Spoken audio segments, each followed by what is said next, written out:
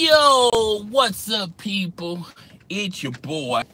I'm Chris the Dom One, and I'm back with another video. Rate, comment, subscribe. You know what you got to do. Hit that notification bell if you're old or new to my channel. And we're going to get into today's topic. All right. Now, excuse me. Today's topic, we're going to be talking about Boogie Cousins unfollowing the New Orleans Pelicans on social media, all right? And how the New Orleans Pelicans have been following up-and-coming free agents such as Paul George, Isaiah Thomas, just to name a few, how they're following these potential free agents and how Boogie Cousins is unfollowing the Pelicans. Now, there is layers to this story. Now, the New Orleans Pelicans have offered a contract extension for Boogie Cousins, but it's not a max deal. It's a 2 to 3 year deal, and clearly it's not a max contract. And Boogie Cousins is rejecting that offer. Now, for all that, for anyone that's been living under a rock, Boogie Cousins has suffered an injury midway through the season, just when we started to see some, seeing some potential. The development between Boogie Cousins and Anthony Davis. Had a brain fart there. The potential that those two are going to have, they're going to be the next generation of the Twin Towers, and how having both of them on the court was starting to develop well. Well, the New Orleans Pelicans had some decisions to make. If they give Boogie Cousins a max contract, then they're clearly not going to have enough money to sign another max contract type of player, like such as a Paul George. They may be in the running for Isaiah Thomas if they can convince Isaiah Thomas that, you think you can take another pay cut on top of the other pay cut that you took for the Boston Celtics / the Cleveland Cavaliers / the LA Lakers. If they can convince Isaiah Thomas to do that, I don't see how they can. I think Isaiah Thomas is trying to seek the most money he can get in the offseason, and Isaiah Thomas is not going to get a max contract. Okay? So the New Orleans Pelicans, they know and they see the writing on the wall that these up-and-coming teams such as the Houston Rockets, the Golden State Warriors, to a certain extent the San Antonio Spurs, they're starting to see how everyone is trying to set their team up, particularly in the West, like the Golden State Warriors, where virtually you have 4 winged athletic scorers that can shoot, instead of worrying about having a big man and pushing your power forward or your small forward, in some cases, at the 5 spot. Okay? I think the Cleveland Cavaliers are trying to do this with their roster.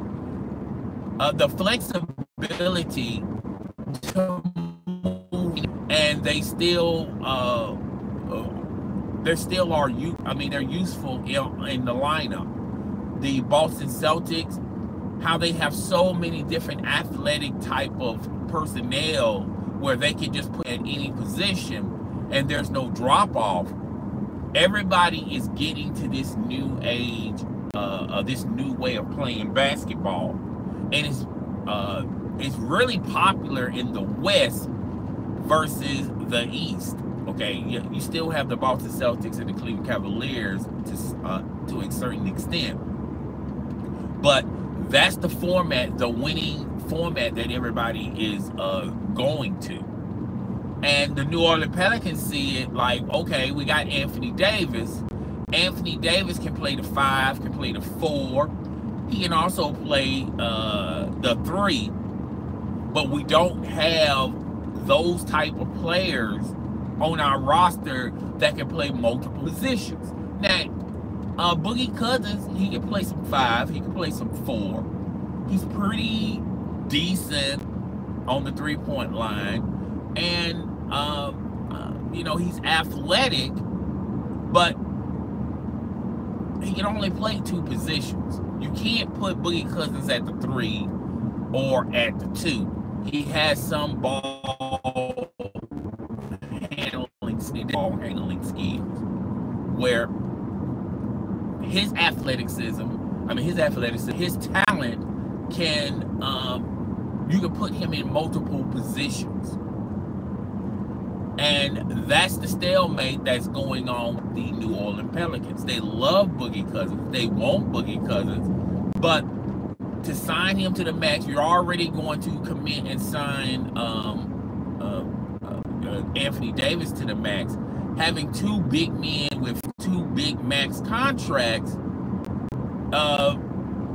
you're clearly stacking the deck, so to say, on the big man department. The big man is a lost art in the NBA. You really don't need a 7-foot center. You don't really need a quote-unquote big man to be very successful.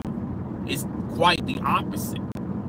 You know, if Boogie Cousins and Anthony Davis were, you know, if they were playing NBA basketball in the 90s and in the 80s, they will be flourishing, you know, with the type of talent and the type of skill that they have.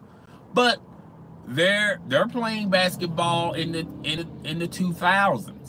And playing basketball in the 2000s, you really don't need a big man, a quote-unquote big man, to you know, be very successful.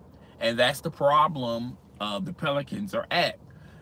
Rondo, they love Rondo, and if they can get Rondo at a reduced salary, then fine. I don't see how they can get Paul George there. I don't think Paul George is going to is even going to answer the phone if the New Orleans Pelicans call.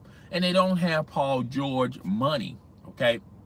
And that's why, in order for them to get Paul George, they're clearly going to have to clear enough salary cap to sign Paul George to a... Paul George is either going to do one or 2 things. He's going to get the max contract with the Oklahoma City Thunder, where the Oklahoma City Thunder is going to pay him the most, or he's going to go to the Lakers. He's going to get close to max. It'll be technically a max contract for the LA Lakers standpoint, but he's clearly going to make more money if he stays with the Oklahoma City Thunder. And I think that's where he's leaning towards, the Oklahoma City Thunder. Him and Russell Westbrook, another year with them two developing, learning one another. I think they're going to be a great tandem. And then when you sprinkle on, if they decide to keep him, Melo, which I don't think anybody wants Melo at this point. He's overpaid. He clearly not the same Melo like with the Denver Nuggets or the early part of his career when he was with the New York Knicks. But he's a very decent player that he's going to have to realize he's going to have to change his game somewhat.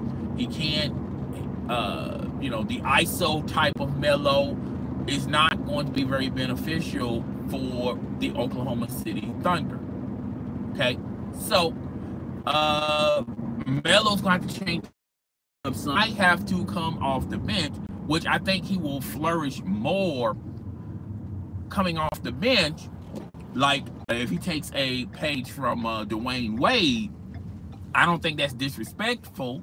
I think that's probably the logical choice he's going to have to do. But it is what it is. Guys, tell me what you think. Rate, comment, subscribe. It's your boy, and I am out. Deuces.